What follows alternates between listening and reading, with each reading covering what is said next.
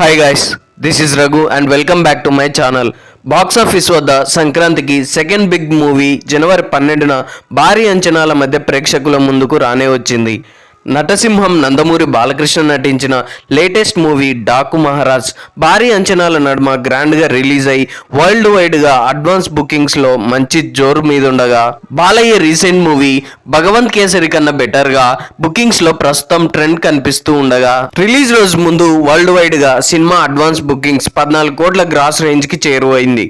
Release రోజున audience నుండి మంచి పాజిటివ్ టాక్ను సినిమా సొంతం చేసుకుంది కనుక బాక్సాఫీస్ దగ్గర షోకి మంచి జోరు చూపించే అవకాశం ఎంతైనా ఉందనే చెప్పాలి. ఇప్పుడు ప్రజెంట్ ట్రెండ్ని బట్టి చూస్తుంటే ప్రీమియర్స్తో అండ్ డే 1 కలెక్షన్స్తో 1 మిలియన్కి చేరువయ్యే అవకాశం కనిపిస్తూ ఉండగా, రెండు తెలుగు రాష్ట్రాల్లో ప్రజెంట్ చూస్తుంటే 16 నుండి 18 కోట్ల రేంజ్లో షేర్ని అందుకునే అవకాశం కనిపిస్తుంది. ఇలాగే ఈ జోరు కనుక కొనసాగిస్తే 25 కోట్లకు పైనే షేర్ సొంతం చేసుకునే అవకాశం ఉంది.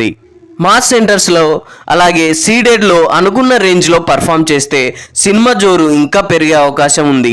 మొత్తం మీద బ్యాక్ టు బ్యాక్ హిట్స్తో ఫుల్ జోస్ మీద ఉన్న బాలయ్య ఈసారి ఏ రేంజ్లో బాక్స్ ఆఫీస్ని షేక్ చేస్తాడో చూడాలి. ఇక ఈ సినిమా రెండు తెలుగు రాష్ట్రాలలో సుమారు 800 వరకు థియేటర్స్లలో రిలీజ్ కాగా, వరల్డ్ వైడ్గా 1600 వరకు థియేటర్స్లలో గ్రాండ్ రిలీజ్ను సొంతం చేసుకుంది.